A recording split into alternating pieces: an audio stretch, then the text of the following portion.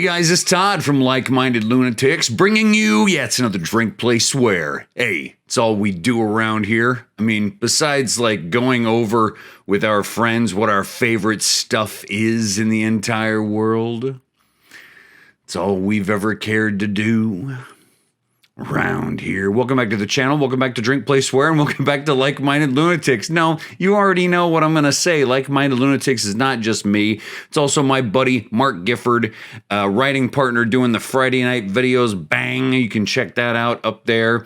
Great stuff and just the best stuff on the channel. And please, bang, hit that subscribe button while I'm thinking about it so we can see how big this family is getting.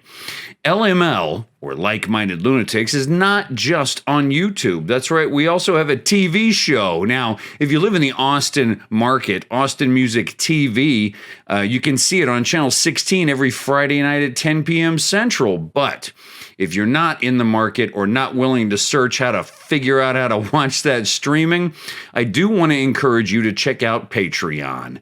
At Patreon, we've got all of our episodes of Like Minded Lunatics. At the time I'm recording this, I believe 35 episodes up there, so a ton of great content for you. Different than we have on YouTube. Please check it out. All right, enough talking, Todd. What do we do here at Drink, Play, Swear? Well, it's exactly what it sounds like. We play a game, usually a classic one, pair it with a beverage, and I tell you a story as well. What are we playing today? That's right, you got it. It's a classic one. It's Miss Pac-Man. Never played Miss Pac-Man on the channel. I've done over 100 of these and have never played Miss Pac-Man. It's a travesty, so let's do that. And yeah, I'm pairing it with one of my favorite beverages here. It's a Jim Beam and Coke. Get yourself something, please. Let's enjoy ourselves. Cold, crisp refreshment. Sometimes when I get started, the ice is already melted because it takes me a long time to set up the tech. I set up the tech first, then made my beverage. That's a pro tip. This is Miss Pac-Man on the Super Nintendo. That's right, so it looks a little different than the original, right? Miss Pac-Man originally 1983. This is a 96 sort of update. And I'm not going to say it's the, most successful update. But it's good, and just listen to the classic arcade Miss Pac-Man sounds.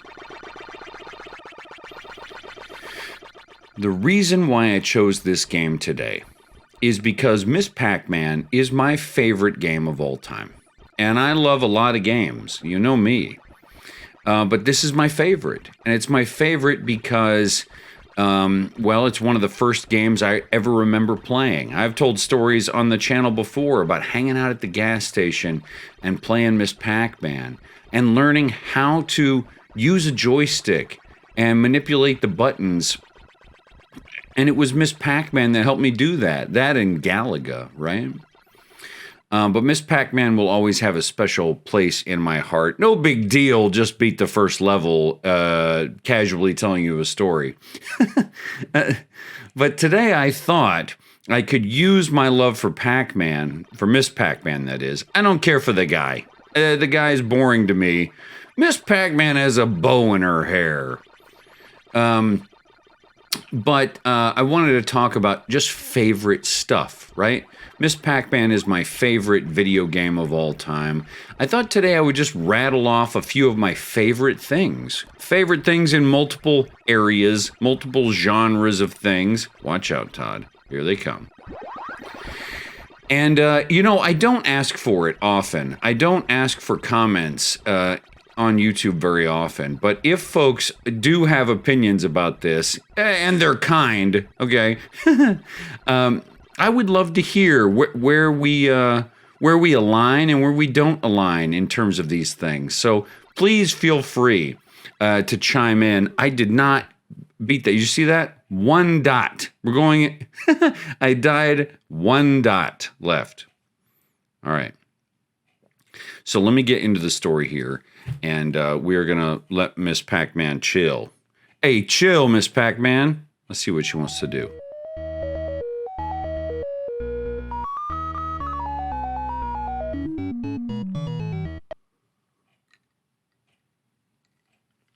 I would advise against Pac-Man. No, you're fine on your own, lady. Yeah, that guy ain't worth nothing. All right. What else do we want to talk about in terms of favorite stuff? All right. One thing I'd love to talk about is comic books. You know me, I love to talk about comic books. My top 3 favorite comic book characters of all time. Number 1, Spidey. It's Spider-Man. And I know, like, he's had a lot of love over the past couple of decades, and so you go, oh, yeah, boring. But it's just true. I loved Spidey as a kid. I got a box over here of comic books, and I would say a good quarter of my collection is Spidey comics. The Amazing Spider-Man, Web of Spider-Man, The Spectacular Spider-Man, Peter Parker, The Spectacular Spider-Man, What Ifs starring Spider-Man. Loved him. Number 2, The Incredible Hulk. Gotta say, The Incredible Hulk was my second favorite hero of all time. I don't know, man. He's deep and he's rich, and he struggles so much. He struggles in a more adult way than Spidey, right? Spidey's a little kid. You think of him as a little kid who's having a hard time. Oh, I'm having a hard time dating. But the Hulk is like, I don't know, an adult man having a hard time because he's what? Going through periods of time where he destroys half the city and doesn't remember it? That's rough. Number 3 for me, in terms of comic book characters, I'm going to chime in and say Batman. Again, I know Batman, for a lot of people, is overdone, and you're tired of Batman. But as a kid, I loved Batman. No big deal, just beat that level. Loved Batman, and my favorite period of reading the Batman comic book was actually a kind of a traumatic time. I'm going to share with you this. Do you remember this, comic book readers? Okay. Death in the Family. This is when Robin died, okay? Like, we didn't know that our heroes could die. They're superheroes. They're not supposed to be dying off. But in the, this late 80s, I want to say, 88 or so, Robin died. Now, here's the funny thing about Robin dying, is that you might say, oh, that's controversial, you know? And you think about today in sort of social media about how, fans chime in about whether they liked a decision a show made. And then you'll even find out that, like, the showrunner or the writers changed the entire show around to accommodate what people like. And you think, well, that's new. You know, before social media, that never happened. But it's not true. No, when they had conceived of the idea of killing Robin, that is Jason Todd Robin, my first name, Todd, by the way. Don't know if you know that. But they had some, like, they were like second guessing their decision about, wait, could we really kill off Robin? Are people going to freak out about this? And so, look, they had this 900 number. I know if you're a young person, you don't know what the hell I'm talking about. But they had 900 numbers in the old days, in the 80s. So a 1-800 number was like a free call. But a 900 number cost you money, you see. You would have to pay for the minutes that you called. Look at this. They asked the country, well, the world, I guess, if they were okay with Robin dying. So, like, here he is, Batman and Robin, and look, if you call this 1-900 number, Joker fails and Robin lives. But if you call the other one, the Joker succeeds and Robin dies. So they actually left it up to the world to decide. I think, honestly, as a storyteller, that's a little bit cowardly. Like, go with your decision. If you're the writer, do what you're going to do. But it was sort of an interesting gimmick. It was like, and maybe they weren't selling enough comic books and they needed a gimmick. But they were like, hey, what should we do with this character? And believe it or not, yes, the world said, kill Robin. That's not nice. And so the Joker killed Robin. And, of course, like, not long after that, they just brought in a new Robin. No big deal, also beat that level. But yeah, those are my 3 favorite comic book characters. But I want to talk about other stuff too today. Let's talk about sports. Favorite things. Sports. Okay. Well, I'm a Texas guy. Whoops. Just died because I was drinking. Drinking and playing. It's not as easy as it looks, I promise. Yeah, favorite sports teams, NBA, I go San Antonio Spurs. That's a no-brainer for me. I'm from San Antonio, and I have talked about Spurs love before here on the channel. Football, I gotta go Dallas Cowboys in the NFL. I know people are going to be upset about that. MLB, I gotta be honest with you, I'm a Yankees fan. You might go, Yankees? That's the throwaway choice. Well, I lived in New York City for 2 years. I got to go to old Yankee Stadium before new Yankee Stadium, and I got to see Derek Jeter hit a home run to my section. I didn't get the ball, but it was amazing.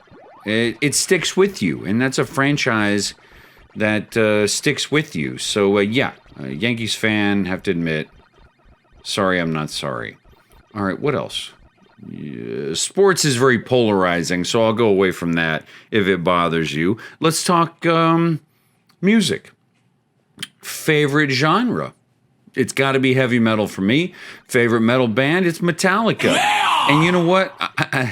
I saw Mark posted a video about Lux Eterna, the new Metallica single just recently. If you haven't checked that out, please do so. Loved the song, and I have to say, I like Lars more than Mark likes Lars. Ooh. I don't hate Lars. Lars is a cool name. Not that I'm going to name any of my kids Lars if I have more kids. I'm not having more kids. I'm done. 2 kids, for the record. And no, I'm not going to choose a favorite for them. They are both smart, weird, and funny in their own ways. There is no way to choose a favorite child. But let's talk more favorites. What about, how about favorite cartoon character? For me, gotta go Bugs Bunny. It's interesting to me that the originators of the Warner Brothers cartoons in the 20s and 30s were old employees of Disney. And they were heavily restricted in terms of what kind of stories they could tell with Mickey Mouse. And you can watch these documentaries and these guys talk about it. They said that, they always wanted to, with Mickey Mouse, I know, sorry, I died, I started again. They always wanted to have Mickey Mouse and Donald Duck be rivals. But Walt Disney himself would not allow that. They said, no, everyone has to love Mickey, including Donald. And so the funny thing is that when all these guys branched out, left Disney, and started the Warner Brothers Cartoon Group, the first thing they decided after they established that Bugs Bunny was the head guy, right, that they would create a duck character who hated bugs. So Daffy becomes the sort of Donald that they all always wanted to write. This duck who feels upstaged by the big guy and wishes that he was the main character. Okay, boy, I played a lot and I'm running out of time. So boy, we're gonna have to take this thing down. Thanks for being here. Just talking favorite stuff today. Favorite video game of all time is Pac-Man, and lots of other favorites too. I really do encourage folks to chime in the comments. I know I don't do that very often, but I'm curious about what your favorite things are that I discussed today. And in between now and the next time I talk to you, hey, I'm Todd.